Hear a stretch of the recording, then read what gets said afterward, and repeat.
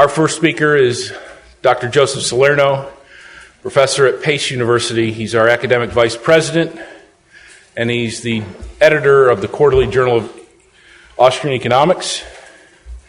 His first lecture, following Professor Holzman, is on the Marginalist Revolution. Professor Salerno. Thank you. Okay, so we're going to be talking about the Marginalist Revolution, which is really the dawn of the era of modern economics. The Marginalist Revolution, and the word is derived from the principle that was discovered during that revolution, marginal utility, which I will explain. But the Marginalist Revolution is a word for the independent and simultaneous discovery of the principle of marginal utility by three individuals in different countries, three economists. Carl Menger, working in Austria in 1871. William Stanley Jevons, I didn't put his last name there, born in Australia, but I believe a British economist. And Leon Walras, a French-Swiss economist. These men wrote books in which they expounded the principle of marginal utility. Now, the term marginal utility didn't come into use until later, in the 1880s. It was called final utility by Jevons. The term was referred to as rarité by Leon Walras. The French always have to have sort of foofy, fancy terms. Menger never even gave expression to it, the term. He just talked about the principle. It was his student, Friedrich who later on called it marginal utility. In German, I don't know the pronunciation, but it's Grenznutzen, which was translated into English as marginal utility. The term marginal utility stuck as the term for this principle. Let me just quickly dispose of Leon Walras and William Stanley Jevons, both of whom are pretty odd looking. I have pictures of them, but I can't show them, unfortunately. But as you would expect, they were mathematical economists, so they were odd-looking. So Jevons and Walras conceived the utility as something that could be, as a thing that could be added up, divided, compared between two individuals. How much utility did you get from that Coke? How much utility did you get from the Paul McCartney concert versus, this is concerts I've gone to recently, the Rod Stewart concert? You know, did you get 100 utils or 50? Okay, okay. Well, so they conceived as utility as something that you could manipulate, mathematically manipulate. That was not Menger's approach to utility, okay? According to Menger, he believed that utility was simply the importance that individuals attach to concrete units of goods according to how much they improve their welfare or well-being, okay? So marginal utility then really referred to the importance of a good in satisfying individuals' human wants. Utility could not be mathematically manipulated, as we'll see. It could not be compared between individuals. It could not be added up to some total sum that would give you a total social utility. All of these things were believed by Walras and Jevons. Okay? So I'm going to focus on Menger. He is the founder of the Austrian School of Economics. The book that he wrote in 1871, which is translated into English as, not until the 1950s, by the way, was it translated, but it was translated into English as The Principles of Economics. Okay, very simple, very unassuming, but a revolutionary book in economics. He was a creative genius. He had a lot of influences from economists going back to Cantillon in the 18th century, and even further back to the scholastic economists. But what the system he created, he created an entire system of economics, or at least he outlined it, was really something new under the sun. If you listen to a new song, you can say, well, that person was influenced by the blues, that person was influenced by old-fashioned rock and roll, but the song itself is an act of creation. Okay, human beings cannot create anything physical in the world. Okay, they can transform matter. into different shapes and so on, but they can create new ideas, okay? That is given to us as human beings. We have that ability. So not only did Menger create a new idea, the idea of marginal utility, but he used it to deduce or expound a whole system of economics, which still stands today as sort of the system within which Austrian economics developed.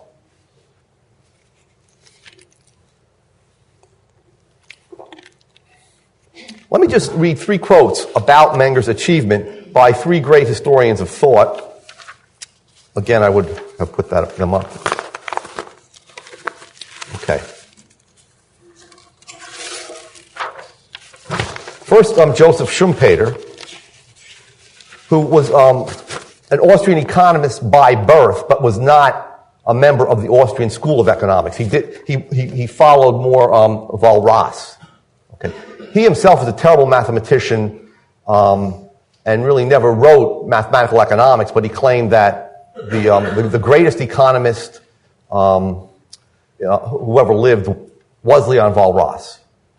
And he thought that mathematical economics was the method of research for economics. So he wrote, though, about Menger. Menger is nobody's pupil, and what he created stands. Menger's theory of value, price, and distribution is the best we have up to now. You know, he wrote that in the mid-1920s as an obituary for Menger. Okay, but that statement is still true today. Okay, of course, his system has been developed, his theory of price and value. Ludwig von Mises, who was a member of the Austrian school, obviously, wrote, "What is known as the Austrian School of Economics started in 1871 when Karl Menger published a slender volume under the title," Mises gives it in German, but Principles of Economics. "Until the end of the 70s, meaning the 1870s, there was no Austrian school. There was only Karl Menger," unquote. Finally, Hayek, who was a student of Mises to some extent, wrote, quote, "The Austrian school's fundamental ideas belong fully and wholly to Karl Menger.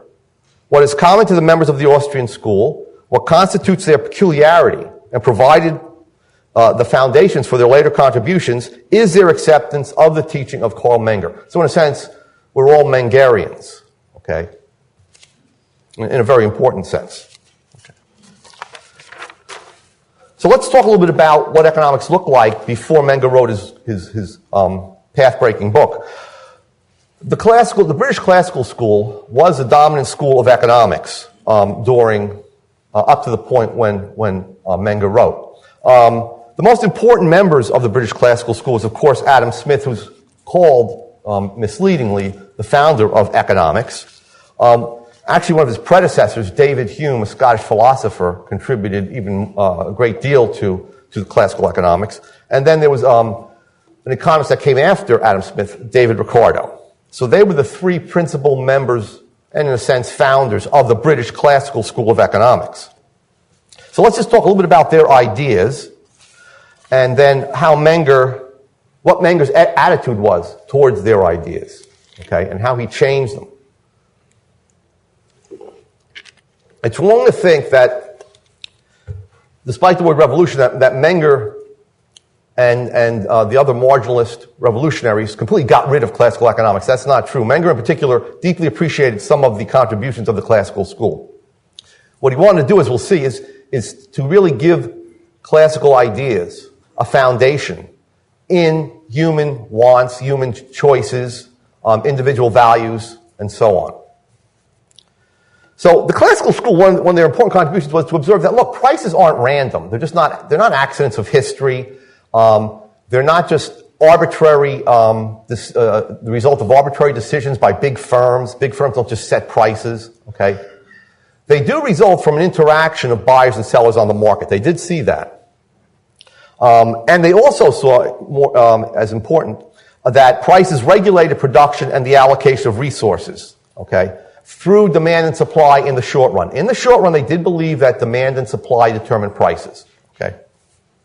So, just to give you an idea of how prices, according to the classical school, might regulate production, they pointed out that, look, if the demand for something goes up, let's say the demand for oil goes up, the price of oil will then rise. Okay, the price of oil will then rise above its cost of production. So the profit margin will increase. When profit margins increase, then more firms will want to expand to take advantage of those profit opportunities. Other firms will enter the business. You'll have more people exploring for oil, drilling oil wells, and so on. You'll also have new refineries starting to be built. Of course, there hasn't been one built in the U.S. since 1979 because of government regulations, but that's a natural effect of the increased price of oil. You would have, as the new firms came in, though, eventually the supply of oil would increase. The supply of oil products, gasoline and salt, would increase. And then profits would begin to decline because of the new competition, the increased supply. Profits would eventually decline to the point where you once again had price equal to cost of production plus what they call the normal profit, what we would call the rate of interest. Okay, so the producer now would get a return, a basic normal rate of return on his investment. Okay, but in the meantime, the price system would have brought about more resources allocated to the production of oil products. Okay, so you would have an expansion of the industry. On the other hand, if demand fell, demand for SUVs and trucks and so on, as we saw a few years back, firms that produce these goods would have suffered losses, which would have been a signal to other firms to keep out of that industry. The firms that were in the industry would either go bankrupt, or they would contract, or they would change the mix of products towards smaller cars. We saw all of that happening with GM going bankrupt and Chrysler going bankrupt. And Chrysler cutting back on the amount of large cars and beginning to produce smaller cars and so on. Okay. Eventually, the losses would dissipate because the supply of SUVs, the supply of trucks and so on would decline in relation to demand. Prices would go up, and once again, there would be a normal profit being earned. Okay. So all of this was good. Okay, according to Menger. Menger thought that this part of the classical contribution was good. The problems with the classical contribution lie in an area that we might call the long run. Also in how they viewed the value of goods. So one of the major flaws with that was that they treated goods as a class. Okay, so they talked about things like bread, diamonds, coal, beef, wheat. Okay. They ask questions like, why is it that diamonds have a higher price per, let's say, weight, per pound, than bread has per pound? That confused them.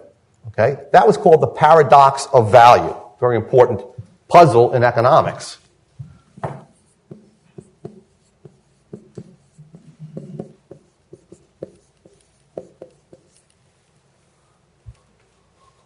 It's a paradox because diamonds don't have much of what the classical school called use value.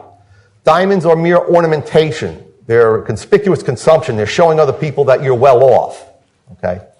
Bread, on the other hand, keeps human beings alive. Okay, especially in the 19th century. That was the main staple of the human diet. Okay, in Europe and elsewhere. So why was it that diamonds were, per unit weight, more expensive than bread? Okay? The classical economists couldn't solve that with their value theory. What they did was, let's restate it. What they said basically was this. This was a paradox. Even though the use value of bread is much higher than diamonds, the exchange value or market price of diamonds is much higher than bread. That was a paradox. So they took it a step further and said, well, look, economists just care about exchange value. We just care about explaining price. So we're going to put use value to one side. We're just going to assume that people, any good that's produced, consumers do demand, but we're not going to really analyze it. So they didn't analyze the demand side. They just basically assumed that there was a demand for these goods. And they focused on the supply side. And if you go back to the little outline that I gave you of how the classical school looked at prices regulating production, they then focused on the businessman. Okay? So they never solved the paradox of value. All they did was they pushed it to the side. They focused on exchange value, on determining prices, and when they did that, they said, well, prices are determined by the cost of production, okay, in the long run. In the long run, as we showed, all prices always tend to go back to their cost of production. Profits disappear as new firms come in. On the other hand, if there are losses in an industry, firms leave the industry, close down, go bankrupt, supply decreases, and losses disappear, okay? So they said cost of production determines prices. In an even more extreme form, Ricardo, one of the classical economists, said the amount of labor embodied in a good determines prices.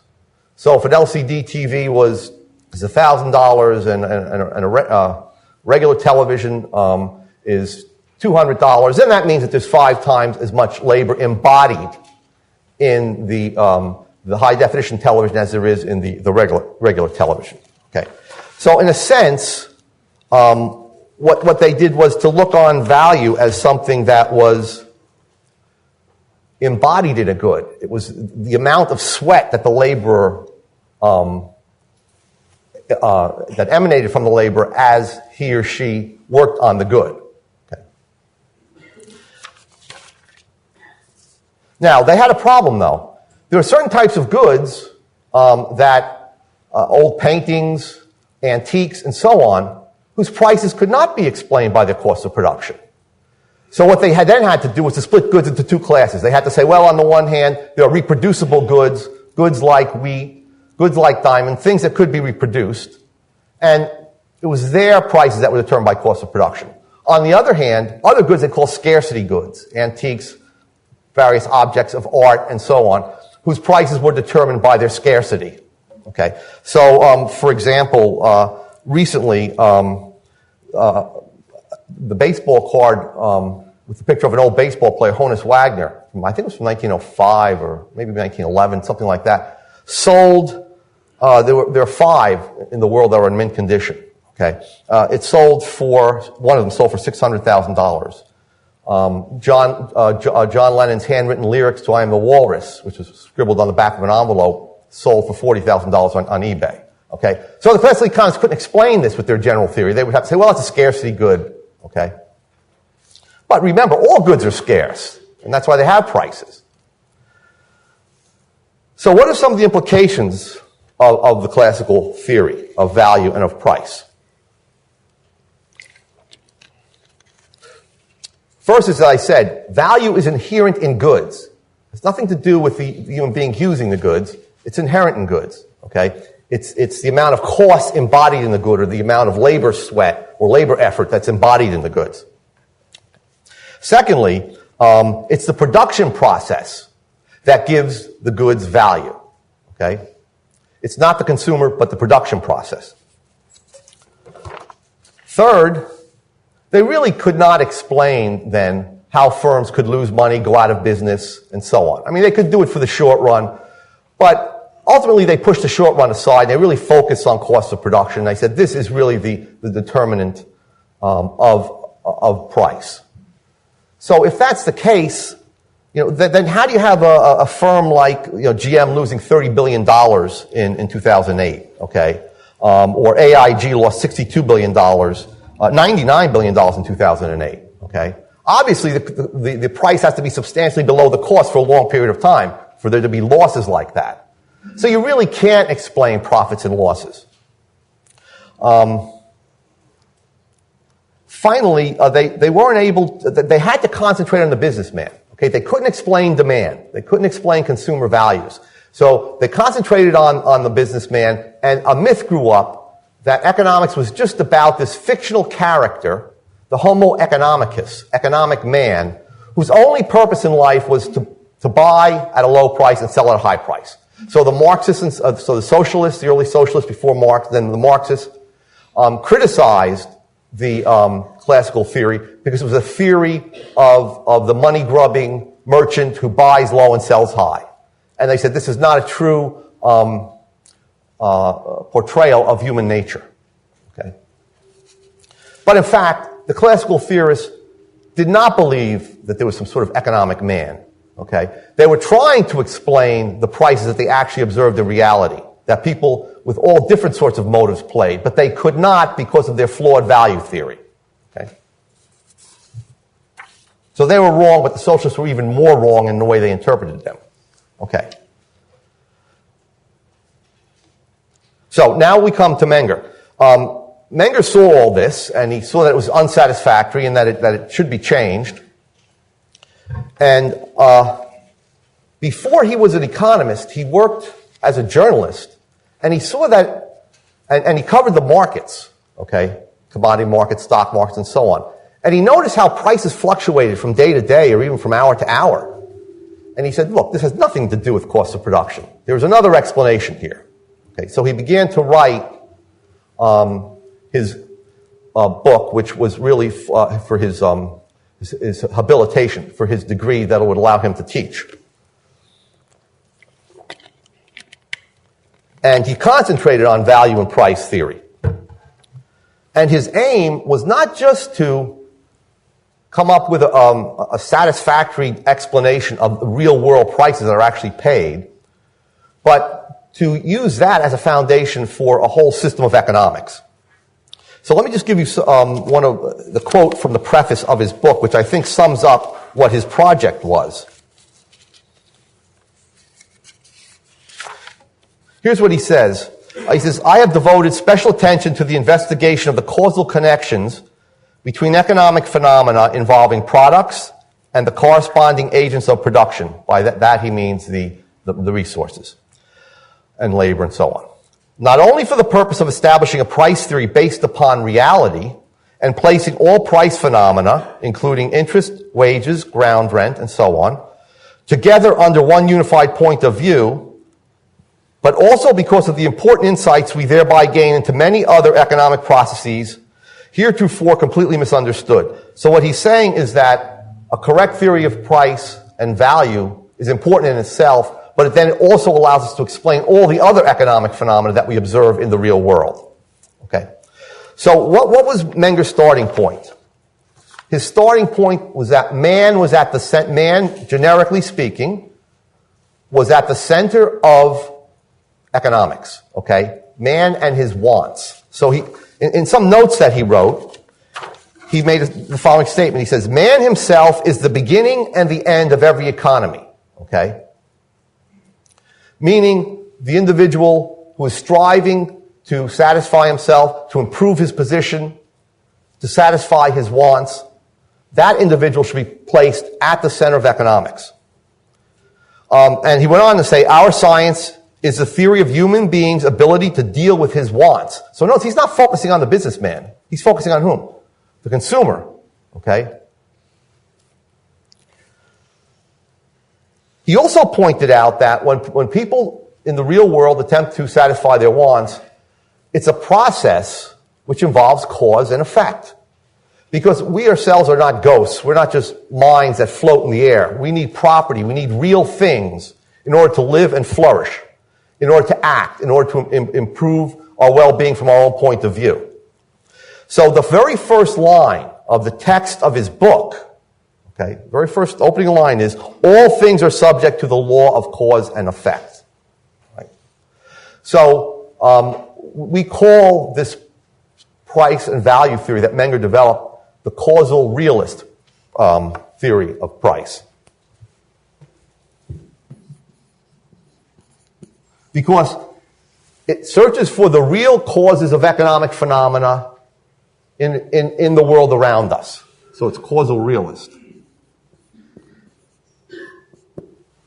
There are real causal laws that determine prices, that determine interest rates, that determine why there are such things as housing bubbles and busts and financial crises. All of these things can be deduced from the human striving to satisfy wants. So that was Menger's overall vision. Okay, every economist, every good economist or great economist has a vision before he actually starts writing. Okay, before he starts setting out or elaborating the details of his system. And that was Menger's vision.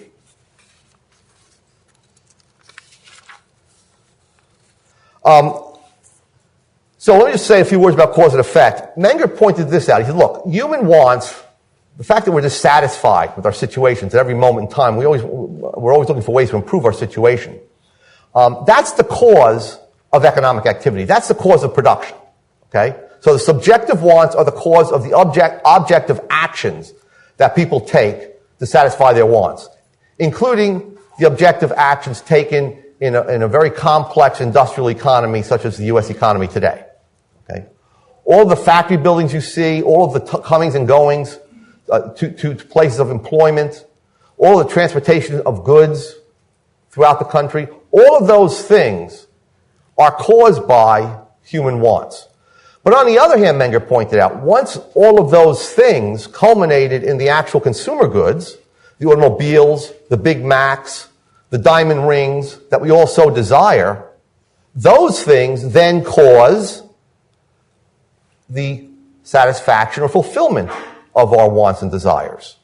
Okay? So there's a two-way causality between the subjective and the objective. Subjective wants cause all the objective productive activities that we see, but then the fruits of that productive activity, or of those productive activities, the final consumer goods, cause the satisfaction of our wants. So he had what was called trinities of causation. Okay, he wrote these as notes to himself, again, before he began writing his book. He wrote ends, those are human ends, means, all the things we use to produce goods, and then realization, meaning the realization of the end product that satisfies us. Okay. He also wrote another tripartite sort of terminology, was man.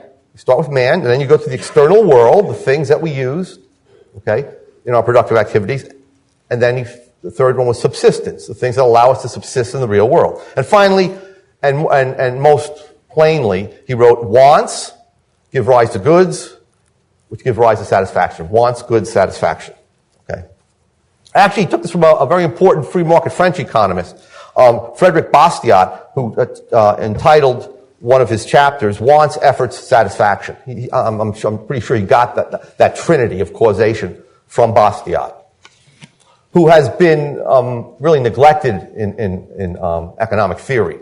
Okay, he was a great free market polemicist. He wrote great pamphlets in favor of free trade, against government plunder, in favor of special interest groups, and so on. So he wrote those types of things, and people say, yeah, he's a great polemicist. He's a great expositor of ideas, but he wasn't a very good economist. Well, he was a very insightful, and he was a very good economist. So Menger started the book from the preconditions of a good. What is a good? Okay, that was a question that Menger set out. He said a good has to have three preconditions. For a thing in the real world to be a good, it has to have three preconditions.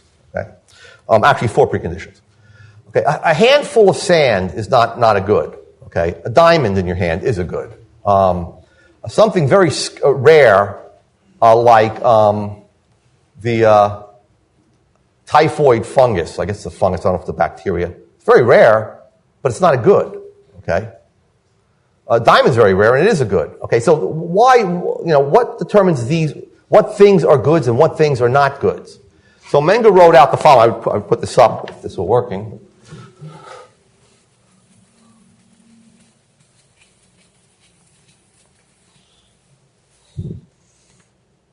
First, he said there has to be a human need, one.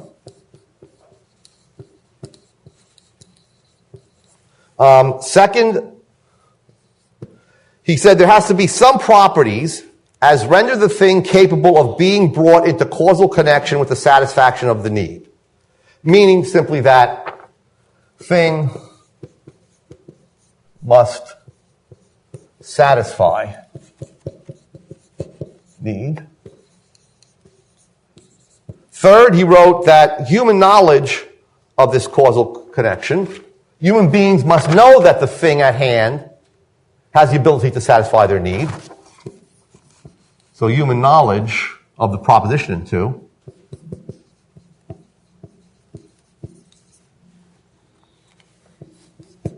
And finally, he wrote, you must have the command of the thing sufficient to direct it to the satisfaction of the need. So you must control the thing. Okay?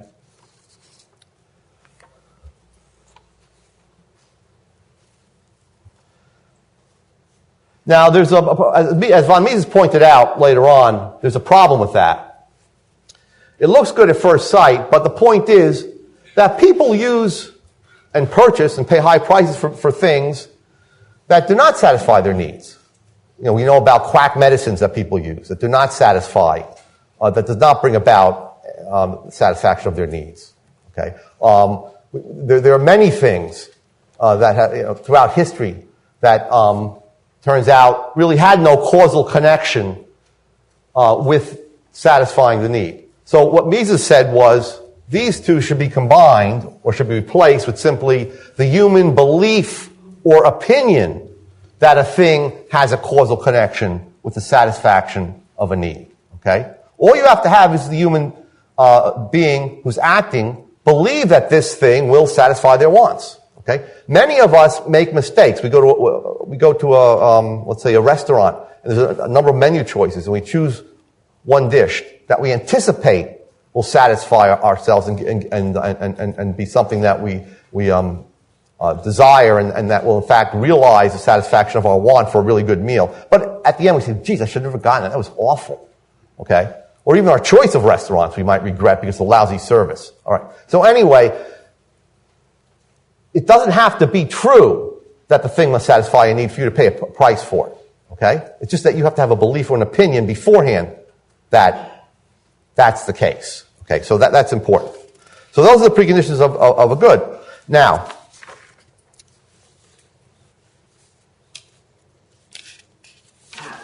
keep in mind that goods are elements of the external world, according to Menger. They're elements of the external world that we use to satisfy our wants. But we have to transform them. Remember, we don't create anything. We don't create, let's say, a Big Mac hamburger, okay?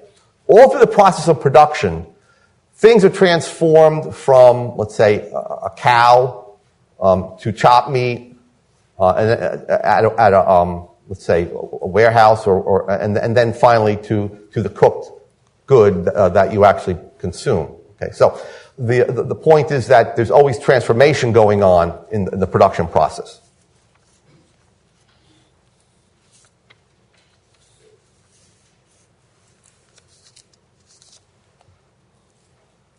Okay.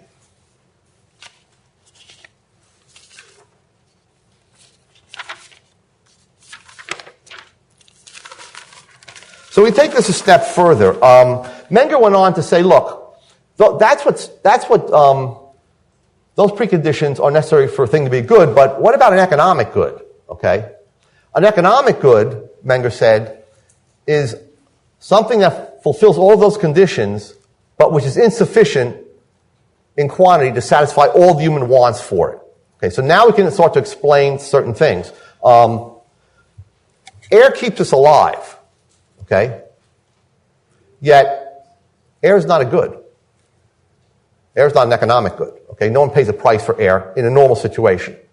Someone with emphysema may pay a price to have air. Okay? Someone who's going to dive, go diving, may pay a price for air.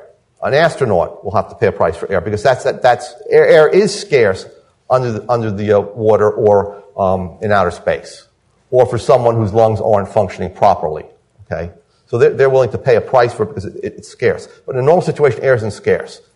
So air is not an economic good. Okay, nor is something that's very rare, like the malaria fungus. It's very rare. Okay, but we're thankful it's rare because it doesn't fulfill a human need. Okay, so anything that is not a good either is not scarce or it fails to meet one of those conditions. Okay. For example, oil wasn't thought to be a good for a long time.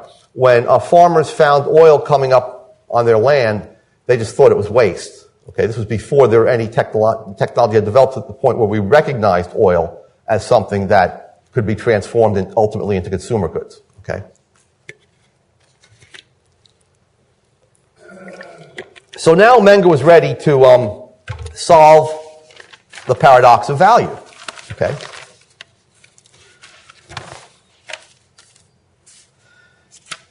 So how did he do it? He did it by asking a very insightful question. He said, look, he said,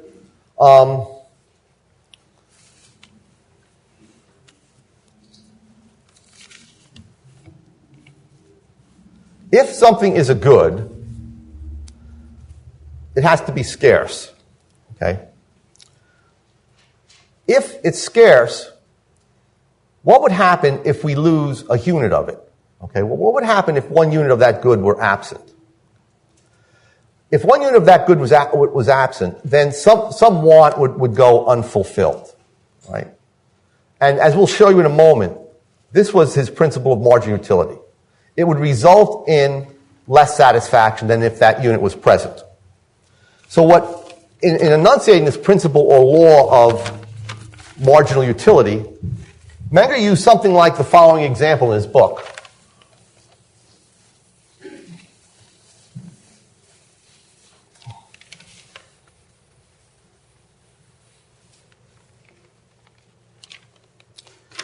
Okay, he assumed that there was this fictional character, Robinson Crusoe, who was shipwrecked on an island, really only just had his labor and the natural resources on the island to keep himself alive and to satisfy his wants. Okay?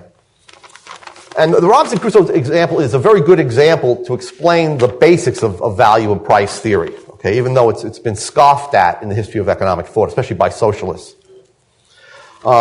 So what Menger posited was what he called the scale of needs. Today we call it a scale of values.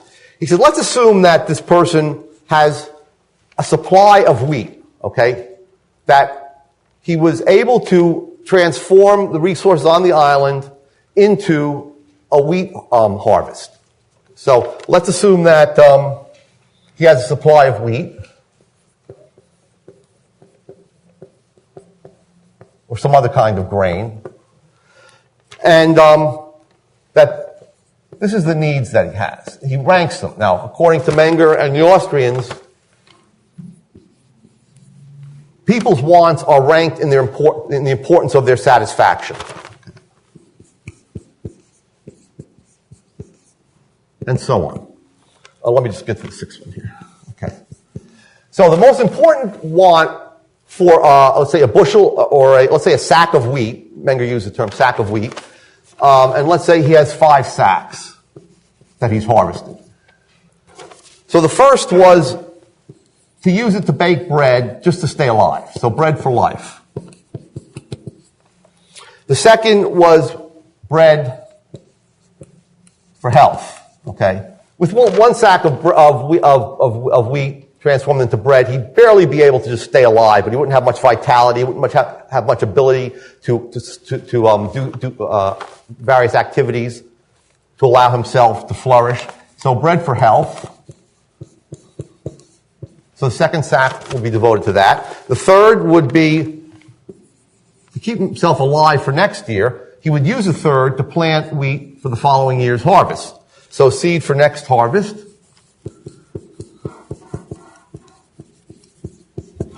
Fourth is seed for the feed for farm animals. Okay, so he's going to use the wheat to feed farm animals so that he can have milk and dairy products. So he's domesticated some cattle and let's say chickens. So this is going to give him eggs and milk and so on. Cheese. The fifth one is for he's lonely, he's kind of bored, so he's gonna ferment it. I think Menger used whiskey. I'll use vodka because I like vodka better. Okay.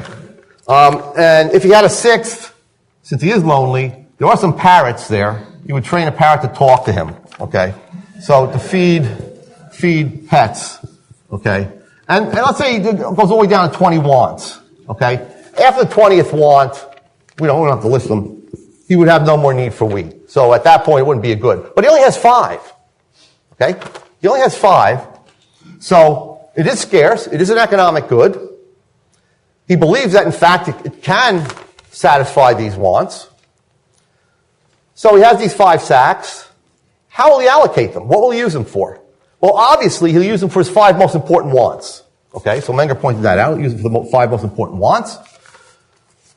He would manufacture vodka. He would bake bread. Okay, and so on. Now, here's where Menger asks his important question. The question was this. What value does each sack of wheat have?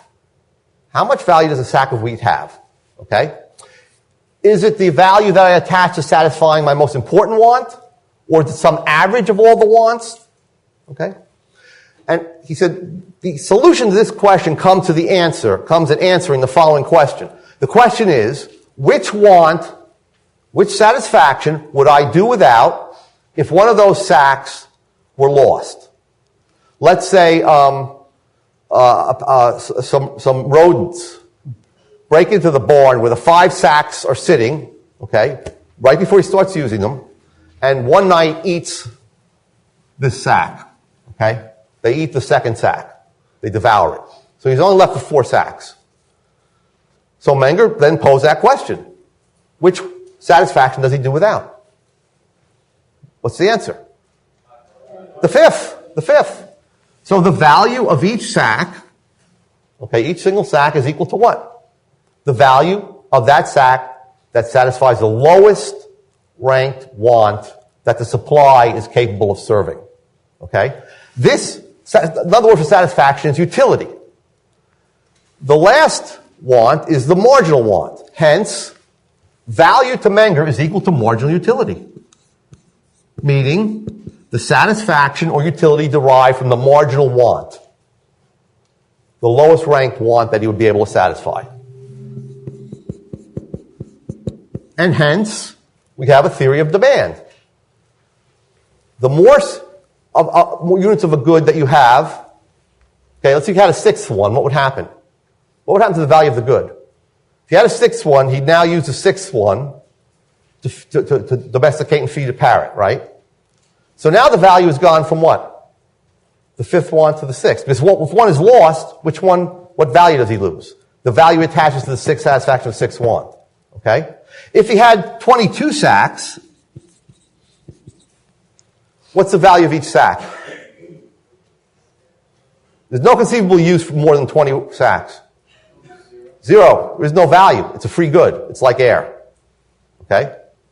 You wouldn't care what happens. Okay? Just like a stream running by. If there's a stream that runs by his little abode, where his little hut that he has built, and there's more than enough water to fulfill all his daily wants, then all conceivable wants, then water is not a good. Okay, it's not an economic good. It has no value. Just as if he had 25 sacks of wheat, it would have no value. But the point is now, he's lost the unit, so what has happened to the value? It goes up. Now if he loses one, he loses a greater satisfaction than before. So that's the law of marginal utility. The more units of a good that an individual has, the lower the value of the good is. Not just of the additional unit, but what? Of all units. The less of a good you have, the fewer the units of a good you have, the higher the value. That's the law of marginal utility. And that explains demand. That explains that in order for you to be induced or enticed into buying more units of a good, what has to happen to the price? We'll buy more CDs if the price is $2 than we would if the price is $10. Why? Because the additional CDs have a lower and lower value. Okay? If you look on them as interchangeable. All right? And that's the solution to the paradox of value. So Menger then said, here is the solution. Maybe I won't tell you. But the solution is the following. Why is it then that diamonds have a higher price than bread or water, if you will? It's sometimes called the water-diamond paradox, but it's easier to use bread. Why would that be the case? Because in a normal situation, water is much more abundant and its marginal utility and its value is therefore lower. than the marginal utility and value of diamonds. And you can easily see how that can be switched around.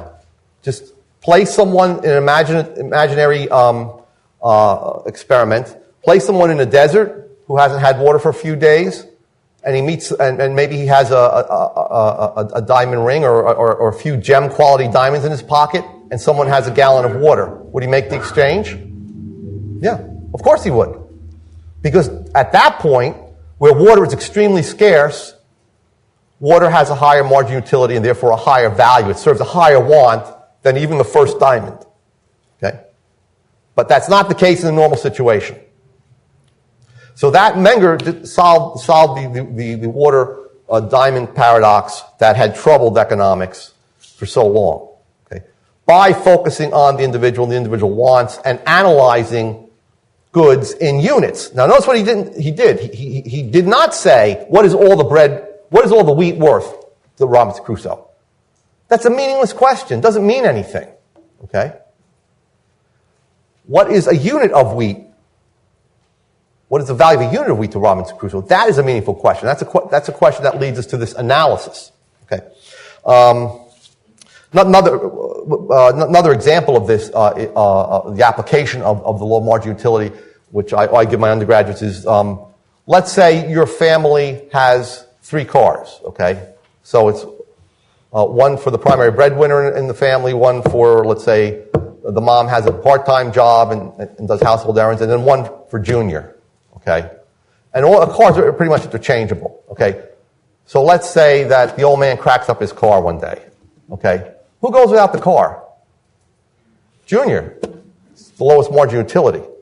Okay, so now what happens to the value of the remaining cars of that family? They go up. Okay, because now a more important want depends on it. Well, one other little puzzle that you can just look at to see if you understand the law, which I'll quickly give you, is this applies not just to one good, but to many goods, but I'll just put 2 goods up here. See if you understand the law. Let's say there's a farmer who has the following scale of wants: first, second, third, fourth, fifth, okay, and so on. But now we're talking about 2 different goods. Goods that are not interchangeable, that do not satisfy the same wants. But you can still rank them against one another. When you go into Walmart or go into Best Buy or any store that you go into, there are many different items there, and you have a certain amount of money that you want to spend. You'll always compare the goods against one another. So there's always a unitary value scale. Everything you do, any given resource that you have, you will allocate among a lot of different wants, okay, which include wants that can be only satisfied by goods that are different from one another. So first, let's just say this guy, make it simple. He has 3 horses and 2 cows, okay? And the horses can be ridden, they can be used to do work, pull plows and so on, but they can't give milk, they can't give dairy products. The cows, on the other hand, can't really be ridden, they can't be used to work around the farm, they can only yield dairy products. So they're different goods. So you have H1, first horse, H2, the second horse. Let's say the first horse is for plowing his field. Okay. The second horse makes it even easier to plow the field, so we would also use if you had a second horse for plowing. What you rank third is the first cow, which will give you milk for the family. The second cow will provide enough milk that you can now make cheese and butter. And the fifth horse will be for pleasure riding. So H3, I'm sorry, third horse, pleasure riding. Okay, the barn's on fire. You can only get 4 animals out. Which 4 animals do you get out? Which animal do you leave behind? You leave the horse behind. Even though yeah, I know. The horse person here. They're dumb animals. But anyway, even though the horse serves the most important want, the point is the value of horses, because of the marginal utility, is lower than the value of cows. Why? Because you value cheese and butter more than you do pleasure riding. That's it. That's the reason. But now once that occurs, once you lose that horse, okay, what happens to the values of horses and cows? Which is more valuable? Now horses are more valuable because you value the horse in use as a second, for plowing, the second horse, to cheese and butter. Okay? So, again, that shows that the value attached to goods depends on the scarcity. And when those scarcities change, like it can with water and diamonds, then your values will change. Someone had their hand up. It's a quick question. Yeah. What if the fifth horse had more value in exchange? Yeah, you're absolutely right. If the fifth horse had more value in exchange than cheese and butter, then I would have reversed that. Okay, but we're assuming that he doesn't. Okay, but you're absolutely right about that. Okay. Okay, now let me just talk about, a few more minutes here. Yeah. Menger not only derived and elaborated this law of marginal utility, which then gives you the demand, okay, and you put that together with supply and you get price. Now, Menger never really fully talked about, developed a full price theory. He developed a theory of exchange, but his book was only an introduction. But what he did, the second thing that he wanted to do was to ask how, if the classical school is wrong, if the cost of production didn't determine price, it was really the other way around, how do we find out, how do we determine the prices on the market of the inputs? Okay? That is the prices of labor, the prices of capital goods, and various types of natural resources. Here Menger used cause and effect again, cause and effect theory.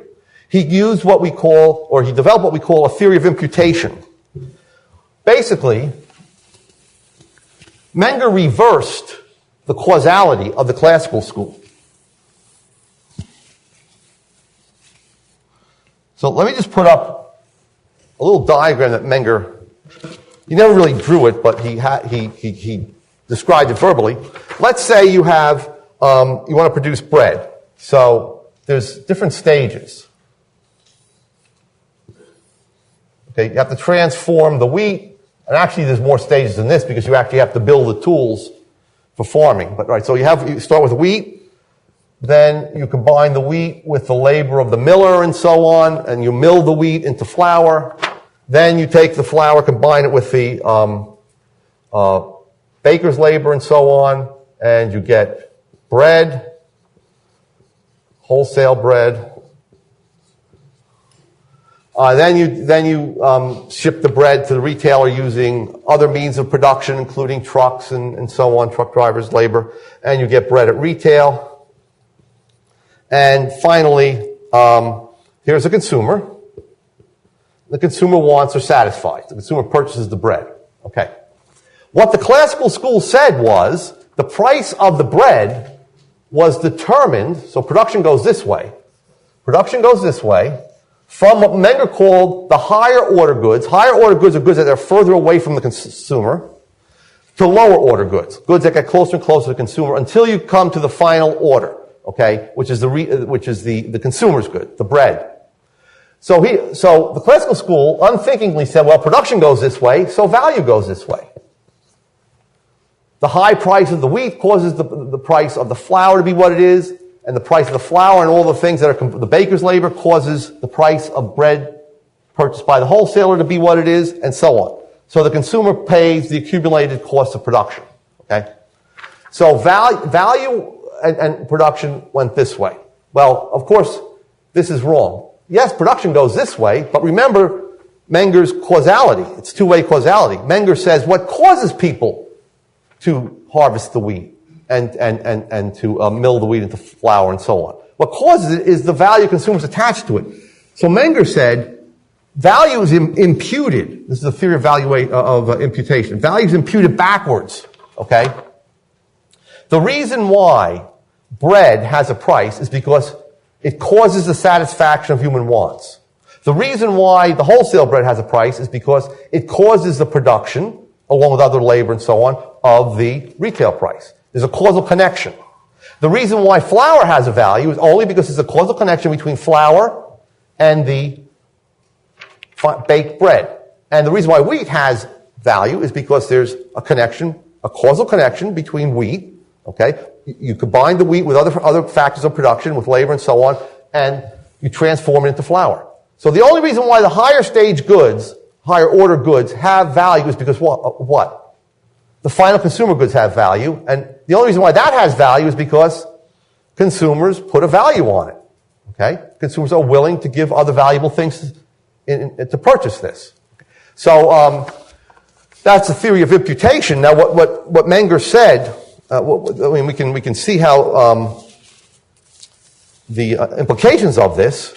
And one implication, this is called Mangers Law, the fact that value is imputed backwards or upwards. Production comes downwards, but value is imputed backwards.